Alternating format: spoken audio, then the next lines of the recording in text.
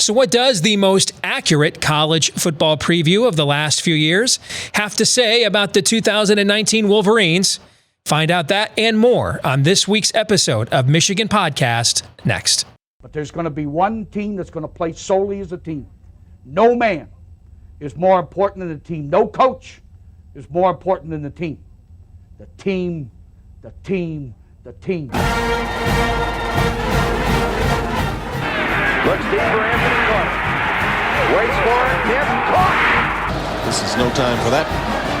In the pocket and a sack. Tim Jamison. Brady gets terrific. Throws it and a touchdown. Knight again. Schultz just before Brazil got him. And a leaping interception by Woodson. Harbaugh back to throw over the middle. Caught by Collier at the 5 on his feet. Touchdown, Michigan. On its way. It's good. He's 5'7", 179 pounds, a junior at Michigan. But Jamie Morris packs a wallop, and he delivers for Bo Schembechler. And here's your first play. Pressure coming. Sack. It is Glenn Steele, number 81, who fought his way through the traffic. Option. And Robinson calls his own number, and he's going to score. Oh, an easy touchdown for Robinson and Michigan.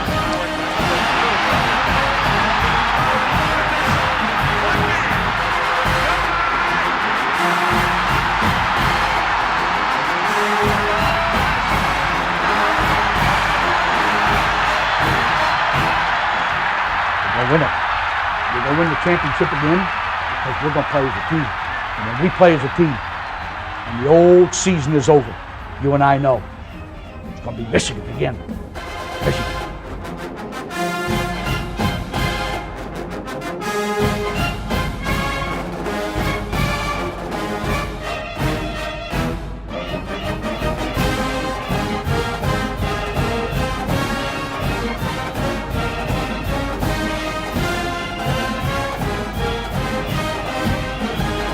Go Blue, I'm Steve Deace, and welcome to this week's episode of Michigan Podcast.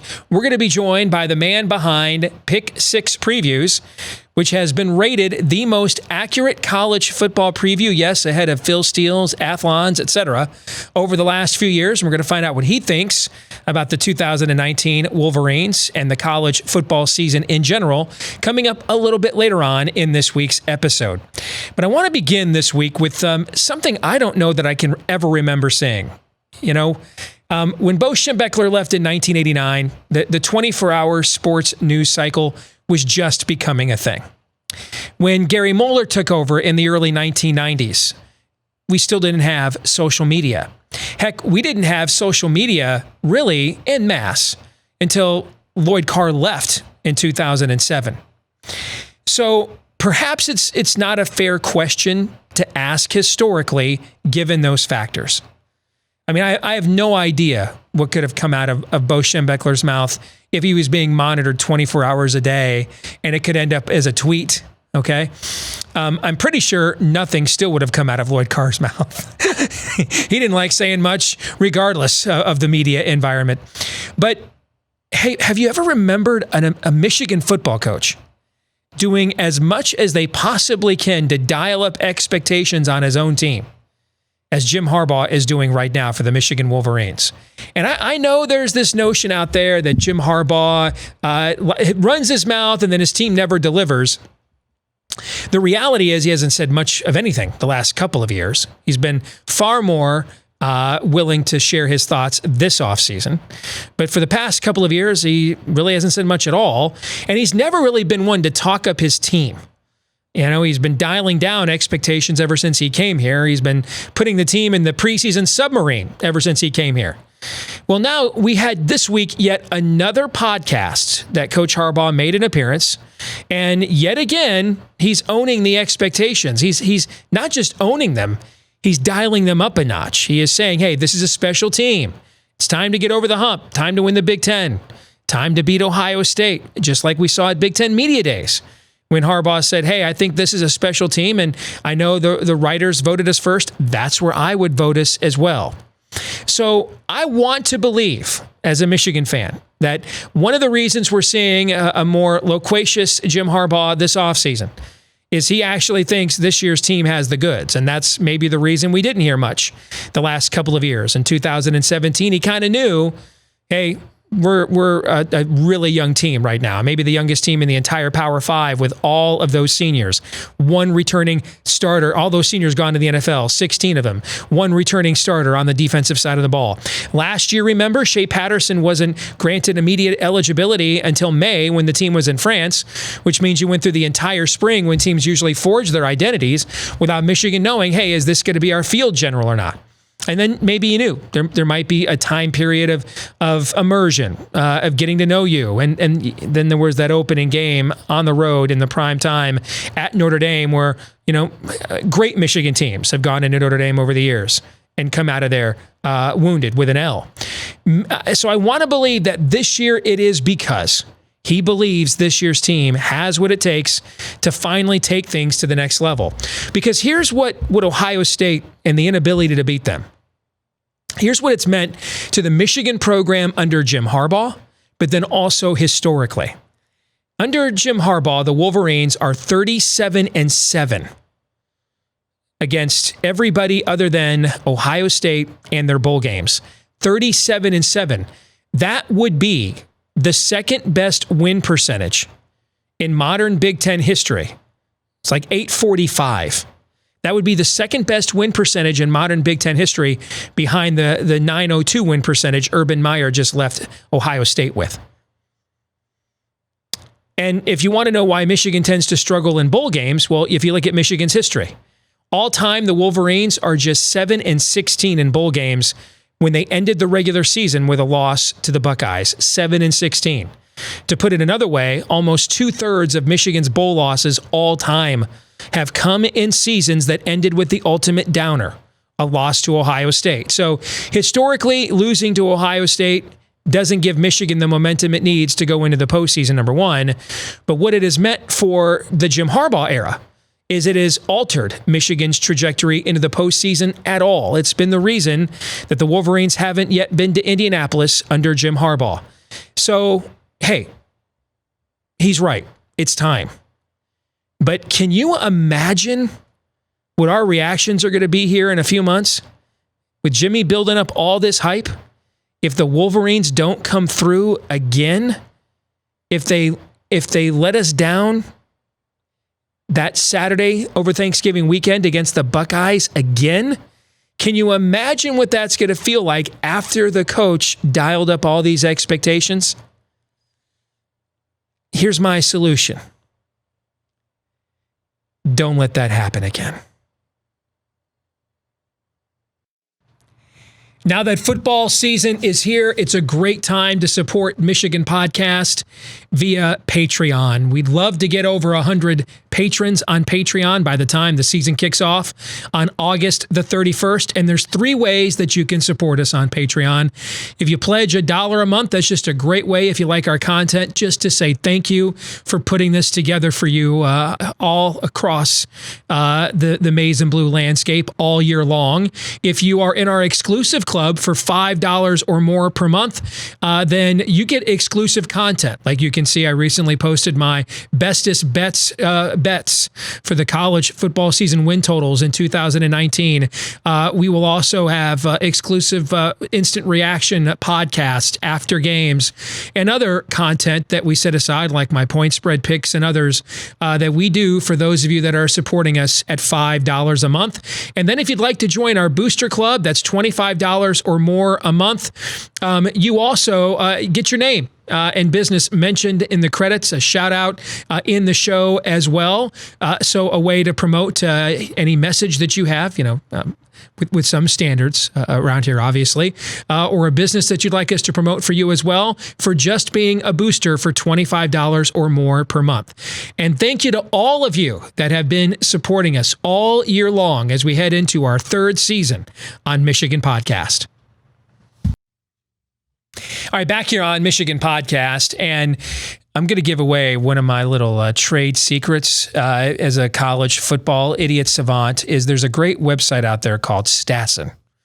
and I've been following this for years. And one of the things it does is it keeps track of the accuracy rate of a lot of your college football magazines. And so, collectively, since it debuted in 1995, Phil Steele's is usually rated, going back that far, the most accurate. Actually, in recent years, Athlon's has really picked up its game in terms of the accuracy of its forecasting. But if you go to this Stassen website right now, you're going to see something maybe some of you have never heard of called Pick Six Previews, as being the number one, currently ongoing, in the past few seasons, number one college football preview. Brett Ciancia is the mastermind behind Pick Six Previews, and I've got him with us here on this week's episode of Michigan Podcast. Brett, Steve Deace here. It's a pleasure to have you with us, man. How are you? Hey, Steve. Yeah, great. Thanks for having me on. I'm excited to talk some Michigan and some Big Ten and some national. First of all, tell us who you are, because I started doing this in high school. I was at a Michigan basketball camp, and I was complaining that I thought Lindy's had Michigan rated too low in its 1988 preview, coming off of the 8-4 season in '87. And a buddy of mine challenged me as a teenager, as a sophomore in high school, hey, if you think you can do a better job, do it. And so I wrote my own preview out by hand, and I picked Florida State to play West Virginia in the Fiesta Bowl for the national championship. And I got half of that right. I got West Virginia right, but I missed on Notre Dame. Okay. And I thought, wow, I'm 15 years old. This is easy. I'm going to do this the rest of my life. Well, I've been doing this, Brett. I'm now 46. I've been doing this every year since 1988. And I can promise you, it ain't easy. All right. And so who are you and what's your secret sauce? Yeah. So I guess I had a similar background too, where I've been following along college football and the preview magazines every year. Kind of like a lot of people do office pools for March Madness. Me and my friends used to do a bowl pool, a bowl pick 'em. And for like 8 years in a row, I won every year. So finally my friends were like, hey, you got to do something with this. So I took a much deeper dive and really built out my knowledge base. And started putting out an annual preview. And like you mentioned at the top, since our launch in 2012, our Power 5 and BCS previews are rated the most accurate in America by Stassen.com. So that's a 7-year trend there. And this, our 8th season, I put together a large college football preview book. First time we've done a book, 1,500 words per team, tons of stat graphics. I developed some advanced stats. And really my background on this year's 2019 preview was just hundreds of hours of game tape. I watched spring games. I'm calling coaches and coordinators, listening into local podcasts such as Michigan Podcast. You guys are my go-to for Michigan content, but really getting into it on a local level, and then looking at some of my numbers and trends. So, it's a one-man operation over here. It's 1,000 hours I pumped into the season preview, and excited to talk about it. Well, it looks great. First of all, calling coaches and coordinators. I wanted to be like the next Mel Kiper when I first started out. I'm like, this is a guy who had no athletic talent, just loved sports, and created a cottage industry based on his own analytical skills as an outsider. I kind of wanted to be Mel Kiper, just with maybe even better hair. Neither one of those worked out for me. When I hear you though talking about calling coaches and coordinators and breaking down game film, you're kind of following in Phil Steele's footsteps now, Brett. Yeah, I guess so. And he does a great job. He covers all 130 teams, the group of 5 as well. I focus more in on the Power 5 leagues. What kind of inspired me too was from reading these magazines year after year. I did think that maybe sometimes either due to print constraints or what have you, they sometimes didn't dig deep enough into a program. So I kind of put my own spin on the whole preseason preview product. I look more with some program history and program context. 10-year recruiting trends to see how the current staff is doing within their own program context. Advanced stats you'll see in there, but not too advanced too, because I do respect some of the analytic guys, but sometimes the metrics themselves become too complex or just too vague. So you got to bring it back to reality too. So I put it in knowledge, in easy to use terminology, so you can really understand what I'm talking about with the advanced stats. So I tried to put my own spin on it, went a little bit deeper than the ones you'd see on newsstands, but also don't cover the group of 5, so you do miss that. But pretty confident with my product I put out this year. I love the advanced stats, but I think And I love what guys like Bill Connolly does, formerly at SB Nation, now with ESPN. But I think where we have to be careful with these advanced stats is they do a great job of telling us who a team is. I'm not so sure they're always accurate in telling us who a team is going to be. Right? I mean, Lou Holtz used to say when he was at Notre Dame, one of his famous lines there is, as a college football coach, I'm coaching a different team every single week. Emotional up and downs, look ahead games, girlfriend problems, finals in the middle of a season. I'm coaching. Yep. He's like, I'm coaching a different team each and every week. You're certainly coaching a different team each and every year. And so that's where we have to be a little bit careful with advanced stats is I think they are valuable. I don't necessarily think they're prophetic. What are your thoughts on that, Brett? Yeah, I agree with most of that. I think that, like I said, that advanced stats, they do have a nice place. They give you some numeric context, but really when it comes down to it, I mean, these are 21-year-old kids. The staff or the roster changes over every 4 years completely. So I think that some advanced metrics, I know Conley does a good job, but I think he weighs a little bit too much on the recruiting, the raw recruiting data, because one of the ways I stray away from that is because I think that, yes, recruiting matters. It's very important, but it's really just the first step. It really starts there. From there, it's up to the staff to really develop it and for the coaching schemes to take over and have, scheme advantages. And I really put that into words with my two formulas called player development and win conversion. They basically compare a team's recruiting trend over the past, 5 years and how they're converting that into either wins on the field or into NFL prospects to kind of put context on.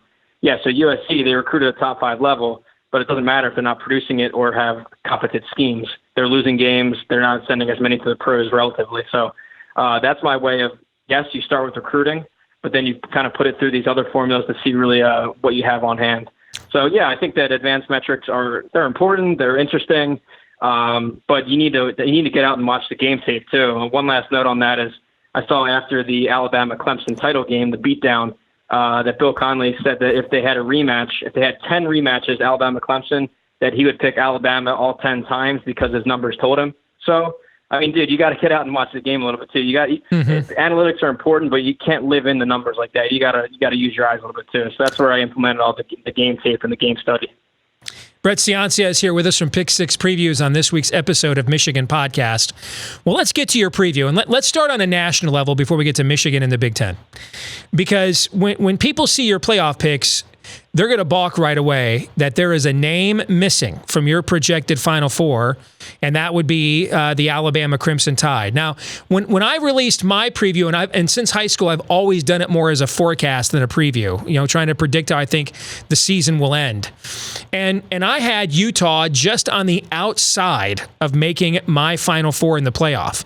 And I thought, man, people are going to think I'm freaking nuts for doing that, right? Yeah. And then Phil Steele's magazine came out a couple of weeks later, and he's got him, I think, in the top 8 in his forecast.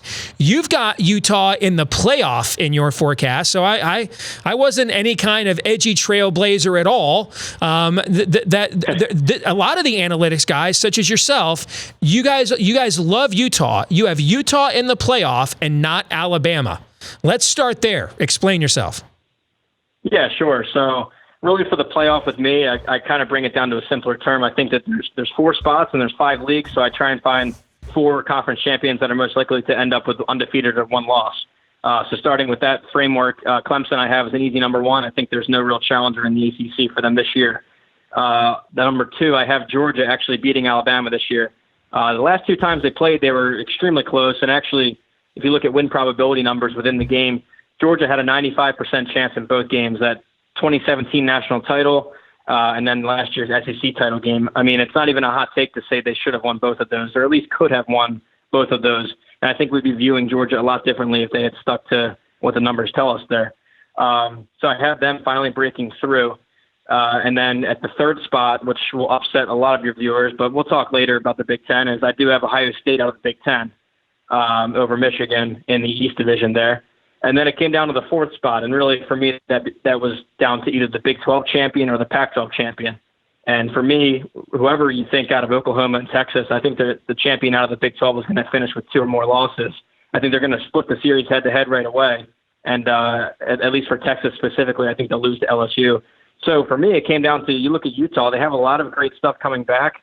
very high on the defensive line. I have them number one in the nation defensive line-wise. A staff that in my metrics I talked about player development and win conversion, they're top 5 in both categories. The Kyle Whittingham staff has a 10-year trend now of, yes, they recruit middle tier, but they're producing tons of NFL players and stout defenses every year. Couple that with a 4-year starter at quarterback, a 4-year starter at running back, and all the receiver production back. And then the last bit on that was the schedule, where they actually miss out of the cross-division schedule in the Pac-12. They actually miss Oregon and Stanford. So a great schedule boost, and a manageable non-conference slate. And I think that they're more likely to go either 13-0 or 12-1 than the Big 12 champ. So that's how I arrived at this prediction. I'm getting a ton of feedback, as you can imagine, on Twitter about it. But I think once I lay the logic out there, it sounds more reasonable. And to Alabama fans that might be tuning in, yes, I think that if you were in the Pac-12 South, you'd go undefeated as well. But Utah doesn't have to go through LSU, A&M, the SEC title game with Georgia, even the Mississippi team. So my rankings are what I think will happen on December 1st, not September 1st. If that makes sense. Yep, that's the same way I do my preview as well. It is done by what I think the final regular season rankings are going to be. In this case, in this era now, it's the college football playoff rankings. You and I don't differ that much. We actually our numbers, analytics, the way we do this, came to a lot of the same conclusions in general, just with a couple of differences. Like, I don't think Utah will go undefeated, but I'm very high on them. I also have Georgia beating Alabama in the SEC championship game. People forget. Yeah, you have the number 1, right? Yeah, and I think they'll finish number 1 if they do that. Because people forget, Georgia led that game 28-14 and was in total control of the game. And then Kirby Smart got outside himself and decided, you know what, I'm gonna pull what Nick did when I was on the staff against Deshaun Watson in the BCS or the playoff national championship game and throw a fake punt out there. Well, the difference was Saban ran with an onside kick because he recognized his defense wasn't stopping Deshaun Watson that night. He needed another possession. All right. Kirby had total control of that game, and you throw Justin Fields out there on your punt fake team. And that's where Nick Saban's like, I had to have coached this guy better than to make this so obvious, right? I mean, it can't be this obvious. Yeah. I wonder if he almost psyched Nick Saban out with that, with Nick was like, I know Kirby's not this dumb to think I will fall for this, so I wonder if it's a trick within a trick, right? Well, that botched fake punt changed that entire game. And really changed the entire complexion of both teams' seasons of what would have happened. So I have Alabama in the playoff in place of Utah. I have Clemson and Georgia. And I have Michigan instead of Ohio State. Now, here's the thing for me. I love the Wolverines. I like being right more than anything else in life, though. Except my God and my family. I hear you. So for me, I actually think Michigan's going to be about what they were last year. I predicted Michigan to go 10-2 last year, and they did. I'm predicting them to go 10-2 this year. I think the defense will take a bit of a step back. I don't think it'll fall outside the top 20 nationally, but I don't think it'll be a top 3 unit as it has been every year under Don Brown. I think the offense, though, will take a massive step forward. But for me, my Michigan prediction is actually more about Ohio State. There's a trend in the coaches poll, which doesn't matter, but this is an interesting trend nonetheless. 26 out of the last 30 years, a team ranked in the top 10, at least one of them, has not finished in the top 25. And in the AP poll, on average, historically, about 2.5 teams in the AP top 10 preseason poll don't finish the year ranked. And if you look last year, there were 3 teams that were ranked in the coaches poll preseason top 10 that didn't finish the season ranked. Wisconsin was one, Auburn was one, and I'm forgetting who the other one was. And all 3 of them had the same thing in common. A lack of proven quarterback depth and or offensive line problems. The quarterback depth killed Wisconsin. Auburn's offensive line was atrocious, which is why I find it funny. Everybody keeps talking about where they bring back all 5 starters. Those same 5 starters sucked last year and almost got Jarrett Stidham killed and Gus Malzahn fired. Now, maybe they'll be better, but they weren't very good last year. When I look at the teams in this year's top 10, there's actually only one team that I can point to that says that has a lack of quarterback depth and a questionable offensive line. And it's actually Ohio State. I mean, they've got primordial ooze behind Justin Fields, who's playing in an entirely different offense. He was in a pro-style attack before. And behind him is the backup quarterback at Kentucky, when a lot of people thought Terry Kirby was the worst starting quarterback in the SEC last year, and Gunnar Hoke was his backup. And then you throw in 4 new starters on the offensive line. Now, I don't think there's much of a chance, barring Justin Fields blowing a knee or an Achilles in week 2, that Ohio State isn't going to finish as a top 25 team. There's way too much talent everywhere else. But when you have a lack of quarterback depth, and it's a system where he's going to have to run, Brett. I mean, he's not Dwayne Haskins. He's going to have to run the football, and you're going to take a lot of punishment running the ball with your quarterback in this league, where you have 8 teams in ESPN's preseason power ratings right now. So you've got an unproven quarterback who has to run. That's a part of his game, and there's nobody behind him. And then you throw in 4 new starters on the offensive line. This is more about, I believe there's no way Ohio State will maintain the pace it had under Urban Meyer. Keep in mind, he had a .902 win percentage at Ohio State. And if I just flip the script on 3 games that could have gone either way, Maryland last year, Michigan in 2016, Penn State in 2017, where they came back and won by 1 point. Yeah. If you just flip those 3 games, he doesn't win a single Big Ten championship at Ohio State, which just goes to show the margin for error that Ryan Day has. So it's more about, I don't think Michigan's that much better. I think they're about what they were last year. Just the offense is more ahead of the defense. I just think Ohio State has way too many question marks. How do you respond to that? Well, yeah, that was a good breakdown. There's a lot to respond to. Well, first off, I think that, no, I'm not viewing it as a biased pick by you putting Michigan 4. I think there's a lot of logic behind it, and no one knows their team better than you who covers them. So I think it's an honest take. I actually had Michigan in the playoff last year. I predicted last year out of nowhere that I'd have Ohio State and Michigan both in the top 4 in the Final Four bracket. And really, it came closer than people thought. I mean, if Michigan takes care of business in that opener against Notre Dame, and then if Oklahoma's 2-point conversion try against Oklahoma State goes bad, you're looking at both Michigan and Ohio State finishing with 1 loss, and I think they would have been the 2 in the playoffs. So it was close. According to my game grader formula, Michigan was a top 4 team last year. They finished 4th overall, and up until that blowout, well, I guess the 2 blowouts to end the season, they were top 3. So this was a playoff caliber team last year. First, with Michigan's defense, I think that so disclosure, I'm a Boston College alum, so you know Anthony Campanile and Don Brown both, yes. Oh yeah, you know where I'm going with that, right? Yep. So Don Brown, despite having maybe top 80 talent, I mean nothing notable up there. They can't recruit up there. With a lower talent pool, he was able to churn out a number 2 defense in 2015, and every year the defense there under him was very stout. Weren't they number 1 defensively one year, and you guys were 3-9, something like that under Don Brown? That's the year I'm referencing. Yeah, number 1 or number 2. Yeah, they were incredible on defense and still couldn't even finish the winning record. So yeah, I have a ton of respect for Don Brown. I think that he'll reload. He doesn't rebuild; he reloads. Lose some star power. You lose Chase Winovich, Rashawn Gary, Devin Bush, Aubrey Solomon, a former 5-star, is gone. But really, when you break down the D line a little bit, I think that Rashawn Gary a little underachieved a little bit, and I think that you have some guys ready to step in that I don't think the defensive line will really miss a beat. It's just the overall, I guess, experience level on the linebackers. But people forget about Khaliki Hudson. Ready for a comeback season at linebacker there. So, anyways, I'm rambling a little bit. I think the defense will be fine. I don't think it'll stay top 3 like it's been. I think it'll still be, like you said, a top 20 unit. Offense, I think you're a little bit higher on than I am with Michigan.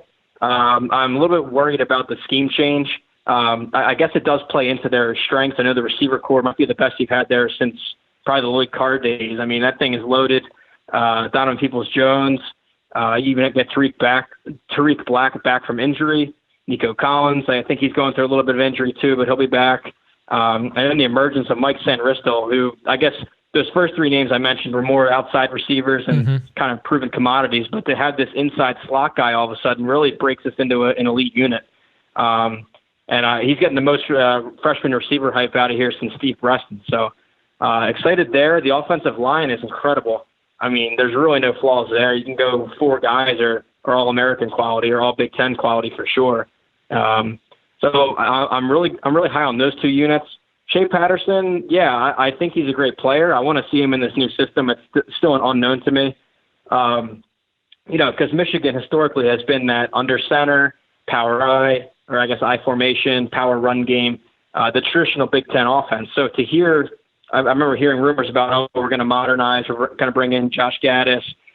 You hear that a lot from teams where, we're going to quote unquote modernize. I know the Ferentzes at Iowa say that every year, and they still bring out their caveman offense. So, but I watched the spring game at Michigan. I did see that they were implementing it all the way. I saw, you saw no huddle. They were looking over to the sidelines for the play calls.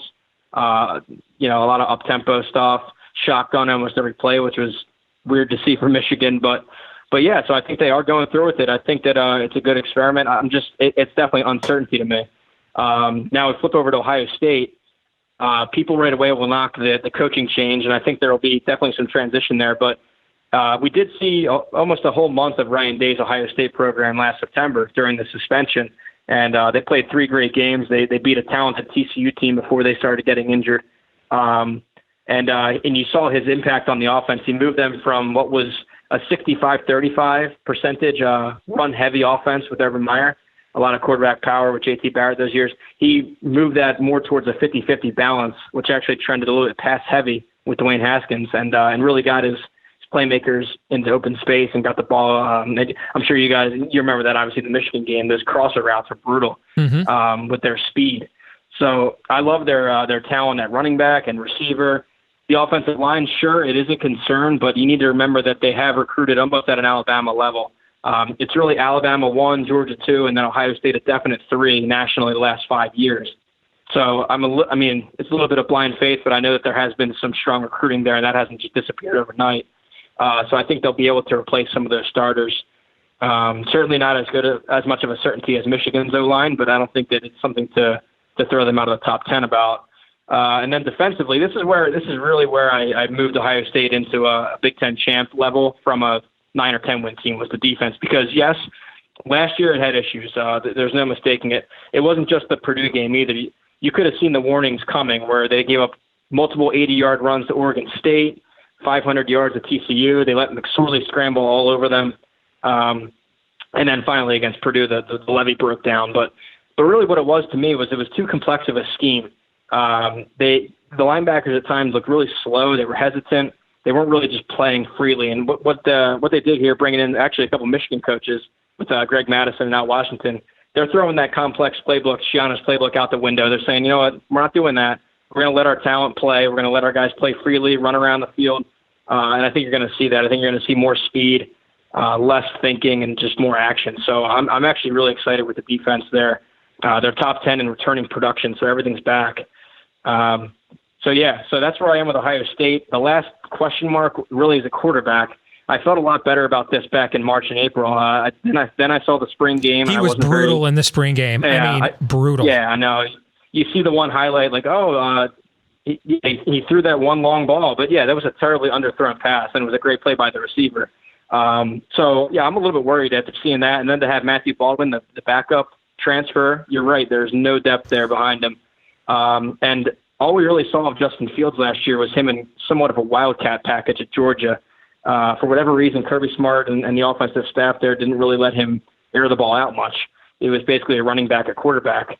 I did have the chance to speak with Ohio State wide receivers coach Brian Hartline, and he talked about Justin Fields being, incredibly elusive in the pocket. He's creative back there, but he's really this spring. He said that he was trying to work more on his downfield passing and being more patient in the pocket, to the point that the staff was saying, "Hey, Justin, if there's room there, if there's grass there, take off and run." But he's really, I guess, trying to hone in on his passing, but that could be some coach speak, and we'll have to wait and see there. So it is certainly a question mark. But I guess I'm just going off of elite recruiting. They do pretty well at player development and win conversion, and it's not a total uncertainty with Ryan Day on offense, because we did see a great improvement on offense last year. So that's where I fell out with that. So, but not to knock Michigan, I still have the top 10, and I think that game will decide everything. I mean, I'd have been fine if you would have told me. I just can't pick them to beat Ohio State until I actually see it. I'd have been fine with that. But You gave me a lot more than I bargained for, which is why we were glad to have you here with us. Well, Steve, I think that is a line in my book there. I think I do say that until it happens. I don't have a problem with anybody having that analysis. That's a better answer, right? Yeah. I don't know that it's a better answer, but it's sufficient. And you listen, you have to lecture me. I'm the Michigan fan. I've lived through these last 15 years. No one from the outside has to give me the I'm from Missouri, you have to show me line. I've endured these last 15 years. Yep. I get it. When you look across I want to ask you about this nationally and then in the Big Ten. So the answer probably is Utah nationally. Who do you, even though they just got voted the league favorite by the league's media, but who do you like? So maybe they don't count anymore. Is there somebody other than Utah that you like better than kind of the conventional wisdom heading into the season does nationally? Oh, sure, yeah. So, well, it's funny you said at the beginning you were saying how you thought that you were high on Utah, and then other publications came out and ended up being mild. Same thing for me with Nebraska, actually. Back in November, I started looking into my game grader formula and saying, man, these numbers just don't match up. This is way better than a 4-win team. And then you get the second-year coach bonus with Scott Frost coming back. So back in November, I was like, wow, this could be a nice top 20 team. Like, I think I'm onto something here. I found a gem. And then the publications come out. Everyone's got them top 15. And, it makes my top 20 pick look kind of mild. So that's a similar case. But, no, a team that I'm very high on relative to the national media would be TCU. In fact, I don't think they're actually pre-ranked. But to me, I have the number 16 in the country. It's an example of a team that just got pounded with injuries last year. Some of the most injuries I've ever seen. They were onto a fourth-string quarterback, a walk-on guy, and it really was an uncharacteristic team. Yeah, Gary Patterson and his defensive staff have such a track record.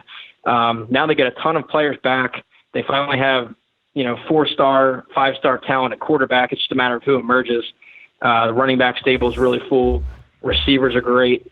But yeah, it's really just this 4-2-5 defense, this scheme that's kind of a differentiator for TCU in the pass-heavy and offense-heavy Big 12. They go at it with their defense. And I think that there's a lot to be excited about there. They have all the parts. So, yes, they had a losing record last year, but I think they're going to surprise a lot of folks, and I have them third in the Big 12. I think that their consensus may be 5th or 6th in the Big 12, so that's 2 or 3 spots higher than the national average there.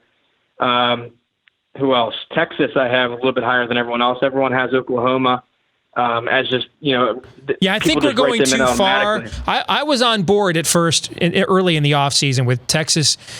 It isn't quite back. They need another year of recruiting, but they could maybe win the Big 12. But now we're getting to the point now where I'm seeing stuff where they're ranked 18th, not in the top 25. And I'm like, guys, I know they lost a ton on defense, but we do remember what league they play in, right? Okay. Yeah, exactly. They lost a lot of. Yeah, people point right to the returning starters and returning production metric, but really look at who's replacing them. Tom Herman has back-to-back top 3 classes of recruiting, and I know that Texas the last decade has really underperformed their recruiting rank and their national perception. But guess what, guys? That wasn't Tom Herman. That was past staffs. You got to look at what this staff has done, Texas or elsewhere. I mean, you talk about Tom Herman leading that 2014 Ohio State offense, bringing the vertical pass game, and end up going for the national title that year, and then goes down to Houston and beats Oklahoma as a non-Power 5 team. So now you have your third-year bonus here with Tom Herman, and I think you're going to see all his young blue-chip talent really rise to the top. So I have him 7th. I have him winning the Big 12. I don't think anyone else has that. I'm worried with Oklahoma's offensive line going through a changeover. Watch their spring game. I have them winning the Big 12. I have them losing to Oklahoma in the regular season and then beating Oklahoma in the Big 12 championship game. And I agree with you. I think they're going to lose to LSU early in the year. That's where I think they're going to really feel those defensive numbers when a more physical team at the line of scrimmage comes in early in the season. Yeah, I worry about that too. I think that's a loss for them. But the knock on Oklahoma for me is they lose 4 out of 5 of their offensive line, a unit that won the Moore Award last year, which goes to the top unit. 4 out of 5 are gone. Yes, they bring in Jalen Hurts, but I watched that spring game. He was running around like crazy every snap. He had no time to set his feet and throw. I think the offensive line is a serious issue there. And defensively, my gosh, I mean, they're giving up 50 points a game or whatever it was. So I'm not so sold on the defense either. So I think that, all their they had a lot of razor thin wins too. A 2-point conversion against Oklahoma State, 3-point win against West Virginia. So I think a lot of those start to reverse. And I think that this is the year that they fall from the Big 12 title. final thing, when you put it all to bed, and I look back at my preview, and when I put it to bed, and I'm like, if I'm wrong, this is where I'm going to be wrong the most. Okay, and when you look at and for me, it's Northwestern. If I'm wrong, they're going to be the team I think that's going to pull my pants down. If Hunter Johnson, we're talking about recruits and recruiting rankings. I mean, Hunter Johnson was rated higher than Tua Tagovailoa in the same class. If Hunter Johnson is any kind of player close to that rep at all, I have their front seven defensively rated the second best in the Big Ten behind Michigan State's. And the schedule for Northwestern is easier than it was last year as well. So that's the team where I know right now, if I'm wrong, it's going to be my man crush, Pat Fitzgerald, proves me wrong yet again. Who is it when you look at the Big Ten and you look at what you finally came up with? What's where's the burr in the saddle? If we have you on again in November when it's all over and look back and do some reconciliation, when we look at the Big Ten, you're going to be like, that's the one I should have seen coming and I was wrong about. In the Big Ten specifically? Yes. Yeah. Oof. Well, I guess you start with Ohio State and Michigan. That flip right there. I mean, if Justin Fields comes out and he hasn't progressed from what we saw last year, that's a serious issue at quarterback and what seems to be more of a pass-heavy or at least balanced compared to what there used to be at quarterback. So that one would look bad. Nebraska, I guess we are putting a little bit of blind faith in them. They've gone 4-8 the past 2 years. They've underperformed against the recruiting the last decade plus. I saw your stat, which, by the way, that was a great trends you put out. Those stats and trends, like kind of unique facts. Mm-hmm. The one about how Nebraska every year since 2003 has had 4 or more losses. If they can't get it together, it could be another year. They've only finished in the top 50 in total defense, Brett, one time in the last 5 years. Once. Jeez. Yeah, that's incredible. It's incredible because you look back at just decades of dominance. Right. It's been eroded. So you wonder if Scott Frost can bring them back. I think they can to at least the top 20 level, but that would be a bad prediction on my part. The one national in this category would really be Utah. I mean, I'm kind of putting my chips on Utah. It's one of those that's making the rounds on Twitter just because of how, Utah is not really a brand name. It's more so that I'm taking the Pac-12 champ to come out of there with one loss, not so much that I think Utah would beat Alabama right now. But yeah, so that one's really getting a lot of attention. So I'm a little bit worried about that opener against BYU. I mean, I'd hate to be sitting there on that Thursday night, the opener, and see my playoff pick get a loss. So I'm already getting nervous about that holy war, they call it. So yeah, we'll see. I mean, it's a time of year where everyone's right and a lot of pressure on our picks. I always get asked, what's your favorite team? It's really who I pick that year because I want to just look good, kind of like what you said at the top. So, hey, I'm a huge Utah fan this year every Saturday. Brett, it's been great having you with us. A lot of great information. How can people get your Pick Six preview? Yeah, thanks for having me, Steve. And it's been a great follow on Twitter, and I enjoyed reading through your book as well. To the listeners there, so Pick Six Previews, the Twitter handle is @Pick Six Previews. It's all spelled out, all one word. And the website is pick6previews.com. And on there, you'll find our season preview where it's all 65 Power 5 teams, 1,500 words per team, about 3 times what you'd see on newsstands in terms of content. Tons of stat graphics, tons of trends, and kind of put a different angle on the whole preseason publication product. And as I'd like to extend out a discount code to your Michigan fans. I can tell that it's a passionate bunch. I actually made it out to Ann Arbor for the 2013 Nebraska game. I know it went the bad way for you guys. Yeah, that was a UGLY, you ain't got no alibi, you ugly performance by Michigan. Yeah. Yeah. It was low scoring. I think Amir Abdullah had a diving touchdown to take the lead. Yeah. But anyways, it was great meeting a lot of you out there. I know it's been a few years, but a very knowledgeable fan base, a ton of history up there. So as a way to give back to you for having me on and for your listeners, just type in Michigan at the checkout and you'll get a nice discount there if you're interested in checking out my book. And appreciate you having me on. You bet. Michigan is the discount code, and it's pick6previews.com. That's the website? Yes, pick6previews.com, and you'll see the link for 2019 season preview book. It's in huge font. So, and also the Twitter has it every day over there. Well, folks, imagine if Phil Steele wrote a magazine that was readable. Okay. Yeah. All right. I mean, I am wearing stylish bifocals. I cannot freaking read Phil Steele's magazine. It's kind of like computer code. No, he kind of writes in computer code. Yeah, he's learned to code, obviously. All right, so imagine Phil Steele's what you love about his magazine in a far more readable form, and that's what I think this is, and that's pretty high praise given the high regard that Phil has. So, Brett Ciancia, it's been great having you with us. Again, pick6previews.com and use the promo code Michigan, and you'll get a discount on this preview. Brett, we'll definitely do this again sometime, man. Take care. God bless. Yeah, thanks, Steve. Good luck to Michigan this year. Thank you.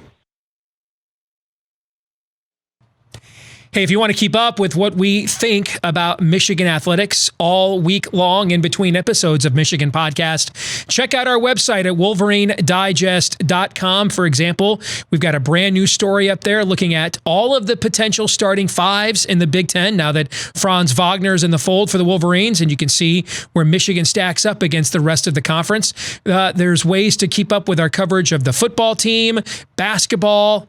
We've added hockey and baseball as well. So a ton of stuff that you can follow along with here.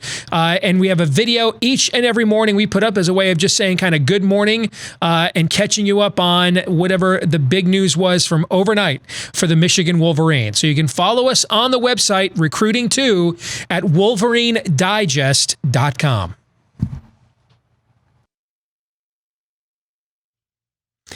This week's Twitter poll results, we asked, are you in favor of a Big Ten realignment that eliminates divisions in football?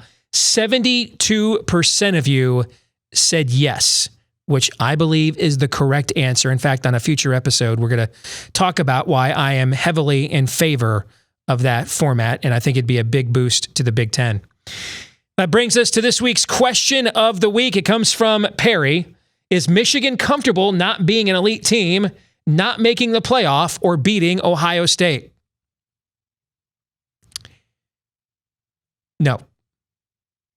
Thanks for watching this week's episode of Michigan Podcast and for tuning in via the podcast. If you're listening on Google Play, iTunes, Stitcher, watching on YouTube, whatever is the vehicle platform of your choice, remember, like, subscribe, 5-star review, whatever the case on that particular platform may be. Help us to spread the word about what we're doing here on Michigan Podcast. You can also read our stuff all week long at wolverinedigest.com. Follow us on Twitter at Michigan Podcast, and a special thanks to our friends at Detroit Sports Podcast for helping to get the word out about what we do here each week on the Michigan Podcast. Until the next time, which will be next week, go Blue.